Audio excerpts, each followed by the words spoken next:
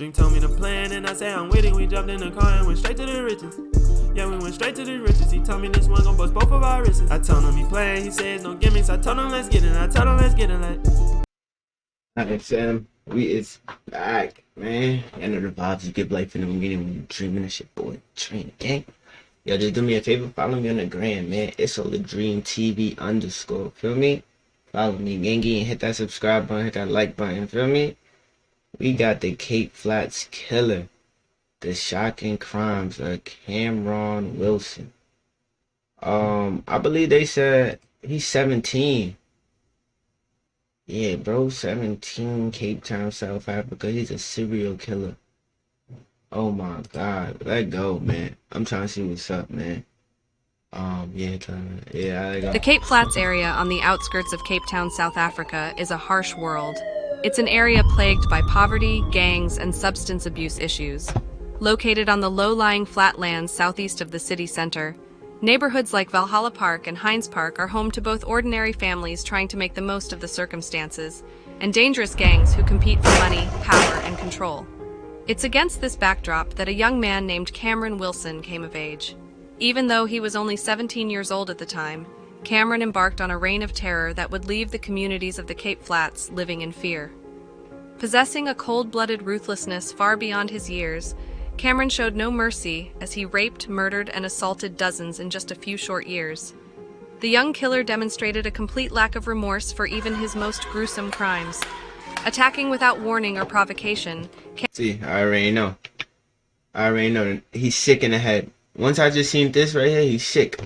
This boy is sick. For even his most gruesome crimes.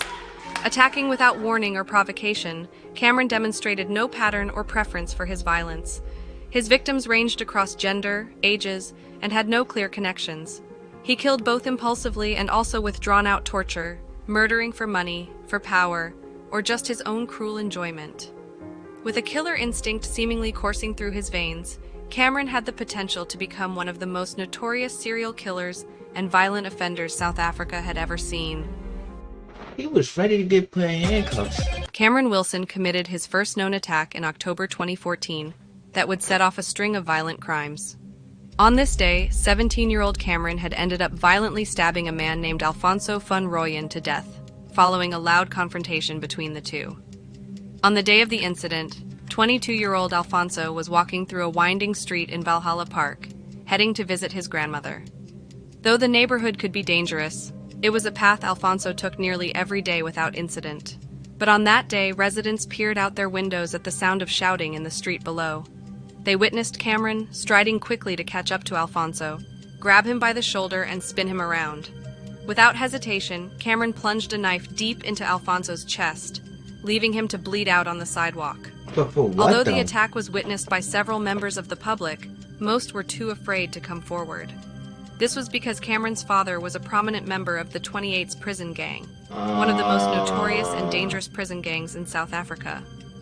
Witnesses feared retaliation from not only Cameron, but also his father and other members of the gang. This fear was not unfounded, as just 3 days after Alfonso's murder, Toya Stauber, a man who had witnessed Cameron murdering Alfonso, was shot dead. Why? What the Toya fuck? Stauber was a well-respected member of the community and ran a shop from his home with his wife. He was known to be a hard-working and honest man who was dedicated to providing for his family. He kept to himself and didn't know Cameron or what he was capable of. On the day of his death, Toya had noticed Cameron Wilson entering his store. He had recognized Cameron as the man who had murdered Alfonso 3 days earlier, so not wanting to have anything to do with him, Toya asked Cameron to leave his shop. This led to a verbal altercation outside the store, and Cameron eventually fled on foot, with Toya following behind in his car, presumably to figure out where Cameron lived so that he could call the police. However, just a few minutes after Toya had got into his car and started following Cameron Wilson, neighbors came rushing to inform Stauber's wife that her husband had been shot dead just down the road. Witnesses told his wife that it was Cameron who had shot Toya, but once again, no one was willing to provide a statement to police or testify against Cameron Wilson out of fear of retaliation. The police struggled to build a case against Cameron due to the lack of cooperation from witnesses. This lack of accountability allowed Cameron to continue his violent crimes without consequence. Yeah, 'cause This nobody he's a kid. He's a kid. He's a kid, and something is wrong with him. I don't know with his mom, with his dad right here, with his grandma. I don't know well, dad is in jail. I don't know where mom is at, and I don't know. He said he was on his way to grandma's house when he was doing the stabbing in October. So, God, he's a kid though, feel me? So if he's not being like, I don't want to say controlled, but if he's not being disciplined, and if he don't have no role model or nobody telling him what's right or wrong, he gonna end up exactly where his father's at, feel me? Because that's the only thing he see. Culture of silence and fear perhaps emboldened his brutal instincts even more. And for many in the Cape Flats, the worst was yet to come. Emboldened by his ability to evade punishment for his first 2 murders, over the next 2 years, Cameron Wilson descended into a spree of horrific violence and depravity. The Cape Flats community lived in fear as again and again Cameron attacked without warning, remorse, or hesitation. In December 2014, just 2 months after killing Toya Stauber, Cameron murdered 20-year-old Ernest Erasmus in a chilling attack on Christmas Day. Ernest had been visiting a tavern in Hines Park, Cape Town with his girlfriend, where they purchased a small bag of cannabis before heading home. However, they soon realized they had dropped the bag somewhere along the way. Retracing their steps back to the tavern, the couple searched the street to recover their drugs. It was at this moment that Cameron appeared, riding up suddenly on his bicycle. He demanded money from Ernest, but when Ernest insisted he had nothing to give, Cameron ruthlessly pulled out a screwdriver and plunged it into Ernest's neck. What? Leaving his victim to bleed out on the sidewalk, while Cameron pedaled quickly away from the scene. Months later, in April 2015, Cameron's violent spree continued as he attacked 2 more victims in separate incidents. The first was 20-year-old Cody Philander, who was walking with a friend when Cameron approached them and demanded to look inside Cody's backpack. When Cody refused, Cameron became enraged and pulled out a knife, stabbing Cody in the chest before he fled the scene. Despite being critically injured, Cody Philander survived the attack. Thank God. Later that same month, 17-year-old Dorney Davids became another one of Cameron's victims. Dorney had been visiting a friend and was walking home alone across an open field when she bumped into Cameron's cousin. She knew Cameron's cousin from the area, and the 2 were friends, so Dorney thought she had no reason to be fearful. The 2 started chatting as they walked across the field, and nothing seemed out of the ordinary. That is, until Cameron himself suddenly appeared and aggressively grabbed Dorney. Cameron dragged the terrified girl away from the streets and houses to a more isolated area. Here he forced his cousin to start kicking Dorney before instructing him to move away. Dorney begged and pleaded with Cameron to just let her go, demanding to know why he was doing this. Yet Cameron ignored her cries and proceeded to rape the young girl. As soon as Cameron had finished his sadistic assault, Dorney seized the chance to break free from his grip and started running. But Cameron quickly caught up to her and stabbed her viciously in the back of the neck before fleeing the scene and leaving her for dead. Yeah, he's sick, man.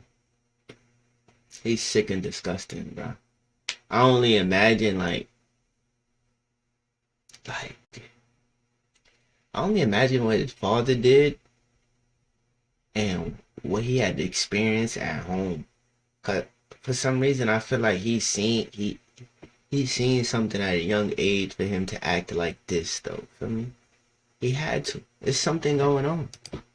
Dorney was rushed to the hospital and ended up surviving the horrific ordeal, but she was left traumatized and struggled to cope with the psychological impact of the unprovoked attack. Despite her surviving the assault and being able to identify Cameron as her attacker, he remained free and continued his spree of violent crimes. Oh my God. It is unclear why he was not arrested after this attack, but it is possible that the lack of cooperation from witnesses and the fear of retaliation from Cameron and his father's gang played a role in his ability to evade justice. Cameron's attacks seemed entirely random, with victims ranging across ages and genders. No one felt safe. Yet somehow... I'm sorry that I'm posing a lot, but I could see what triggers him is when people tell him no. Feel me? So October when he stabbed the first guy, feel me, when he was running down, when he was going to his grandmother's house running down. I don't know the altercation that they had or whatever. So that one I can't say. But when he went into that shop, the either the wife or I don't know who was who, either the wife or the husband was like, "Hey, I see that you did something the other day. Can you please leave?" He got mad. Then, feel me, the other bro was with his girlfriend inside the park. They lost some weed, whatever. They went back. He asked them, yo, let me get some money. Guy said no. Killed him. Screwdriver. Now this one, feel me? Let me check your bag. Feel me? Boom. Now the girl, he can't get no sex from the girl, so he rape her. She try to get away. It's always when something like, it's like a no. Like, he doesn't like no. No gets him mad. You feel me? Like, despite the growing that's what I body got count from and it. trauma left in his wake, Let me know. Cameron Wilson continued to walk free. At the end of April 2015, Cameron Wilson committed one of his most brutal and chilling crimes yet, when he raped and murdered 16-year-old Stacey Mahali. Stacey was walking home from school with her friend Abigail Platjes, who was also 16, when they were approached by Cameron and his 13-year-old accomplice. At first, the encounter seemed harmless, but it quickly turned sinister when Cameron pulled out a gun and forced the terrified girls to follow them deeper into an isolated area. Once they were isolated and alone, Cameron proceeded to rape both Stacey and Abigail, while his 13-year-old accomplice stood guard. After the sexual assaults, Cameron handed his accomplice a knife and instructed him to stab both girls. The attackers then placed tires filled with gasoline around the girls' necks and set them alight in an act known as necklacing. This horrific act is often used as a form of vigilante justice in South Africa, but in this case, it was used as a means of torture and murder. As if the necklacing wasn't enough, the attackers also pelted the girls with rocks and bricks, causing further injury and trauma. The girls were then left to burn alive, writhing in agony as the flames consumed them. Stacey suffered an agonizing death from her injuries. She was stabbed multiple times and sustained severe burns across her body. The post-mortem results showed the horrific pain and torture she experienced during her final moments. Somehow, despite her injuries, Abigail managed to survive the barbaric attack. Wow. She was able to identify Cameron Wilson as the primary perpetrator, as well as his 13-year-old accomplice. Despite the fear that many in the community had of testifying or pointing out Cameron Wilson, Abigail showed exceptional bravery. She was able to positively identify Cameron as one of their attackers, and saw to it that he was arrested for his crimes. Finally. Yet inexplicably, despite Abigail's eyewitness testimony and the strong evidence against him, Cameron was released on bail shortly after his arrest. The decision to grant Cameron bail was met with shock and outrage from the community. Many questioned how someone capable of such a heinous crime could be allowed to walk free. Some pointed out that this was evidence that Cameron was indeed untouchable, while others speculated that it was his father's position in the 28th gang and the fear he instilled in the community that allowed Cameron to be released on bail. The real reason for Cameron's release on bail remains unclear, but what is known is that it would prove to be a devastating mistake, as he went on to commit further violent crimes and inflict even more harm on the community. Basically, After being released on bail, Cameron Wilson continued his violent spree throughout 2016, leaving a trail of victims in his wake. Over the next few months, complaints and reports of attacks by Cameron streamed into the local police stations on a regular basis. One of his victims was a 22-year-old woman who he attacked after she refused to give him her lighter. see? It's The woman always was a walking no. alone when Cameron approached her and asked for a lighter. When she said she didn't have one, he became enraged and attacked her, punching and kicking her until she was unconscious. In another incident, Cameron robbed a man at knife point and then stabbed him in the chest when he tried to resist. The man who was robbed and stabbed by Cameron was walking alone at night when he was approached by him. Cameron demanded that the man hand over his belongings, pulling out a knife to intimidate him. The man initially complied, giving Cameron his wallet and phone. However, when Cameron demanded his watch as well, the man refused and tried to fight back. This enraged Cameron, who then stabbed the man in the chest with the knife. The man fell to the ground, bleeding profusely, as Cameron fled the scene with his belongings. The man was rushed to the hospital and luckily survived the attack, but he was left with serious injuries. Another one of Cameron's most brutal attacks was on a woman who was walking alone. Cameron approached her and began beating her with a hammer, leaving her with fractures to her skull and other serious injuries. Oh my God, The woman was left for bro. dead, but luckily, she was found by a passerby How much shit does he have to do to go to jail though? Like, what does he have to do? who called for help. She was rushed to the hospital and underwent emergency surgery to save her life. The attack was completely unprovoked and highlighted Cameron's disregard for human life. He seemed to take pleasure in inflicting pain and suffering on others, and his attacks were becoming increasingly violent. In September 2016, Cameron Wilson committed the crime that would finally lead to his downfall, the brutal rape and murder of 18-year-old Nikita Moore. On the night of September 10, 2016, Lakita told her father she was going out to a friend's birthday party. It was the last time he would see his daughter alive. The next morning, a woman walking her dog in a field near 8th Avenue discovered Lakita's lifeless body. The young woman was completely naked, her body riddled with stab wounds.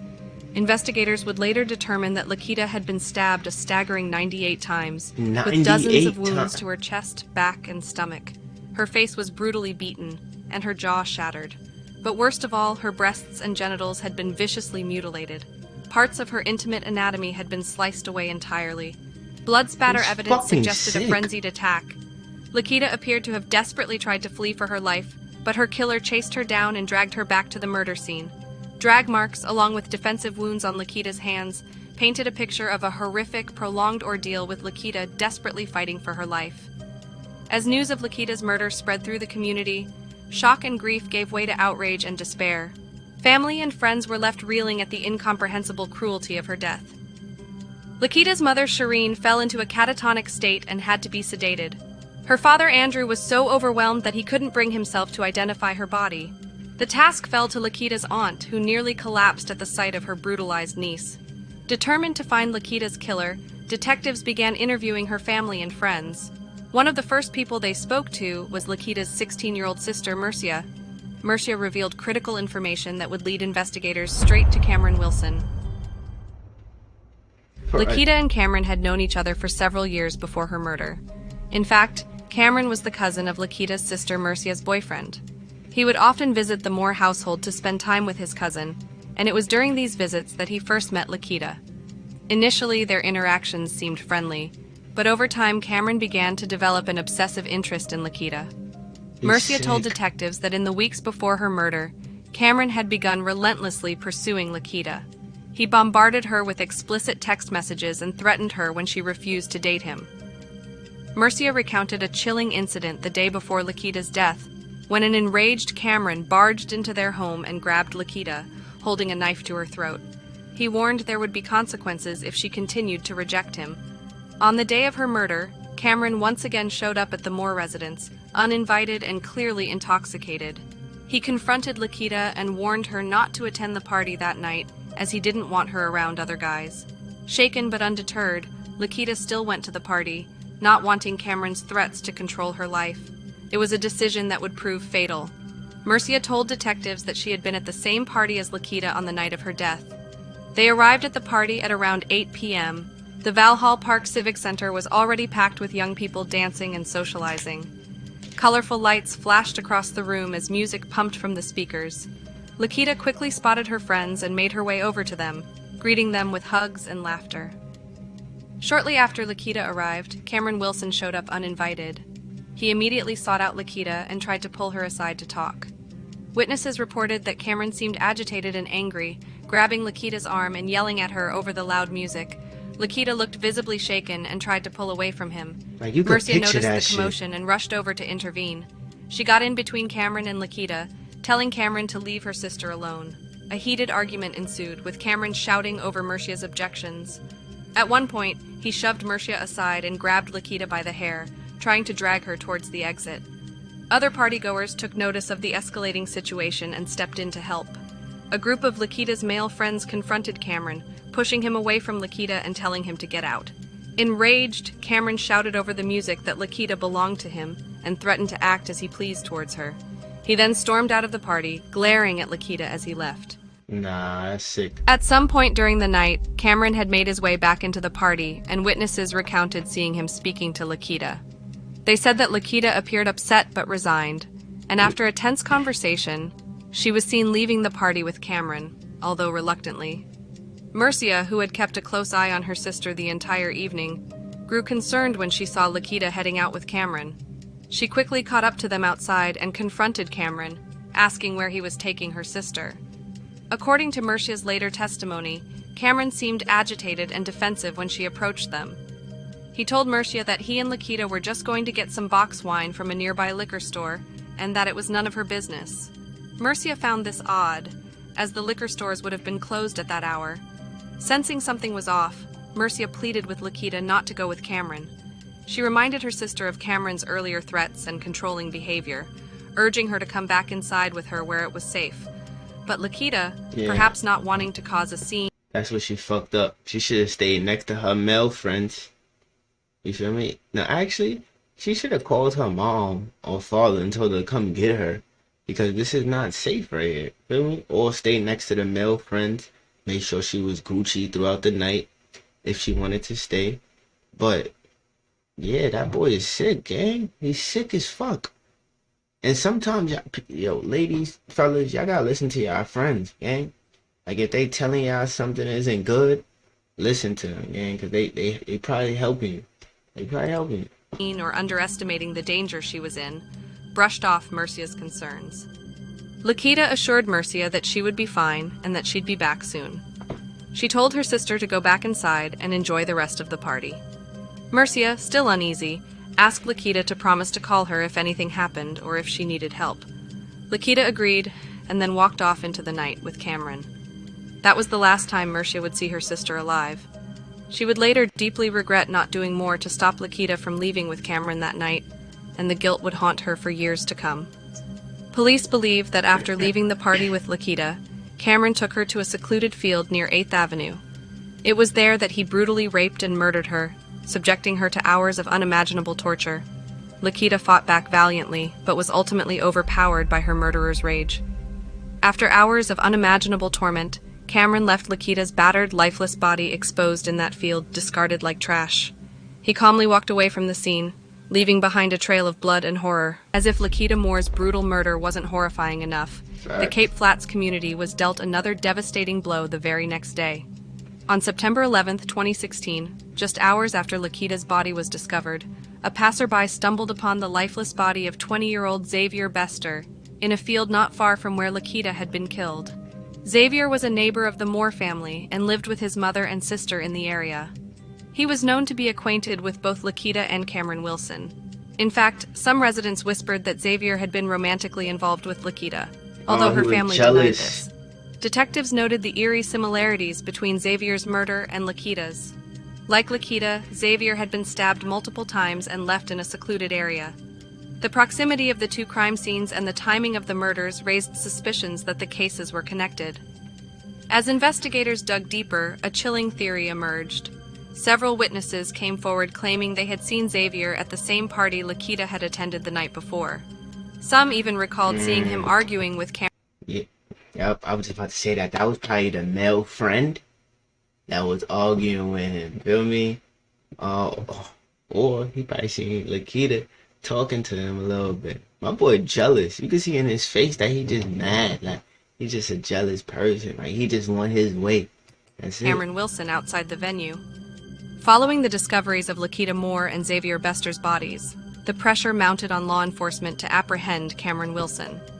Detectives worked tirelessly to gather evidence and build a case against him, knowing that he posed a grave threat to the community.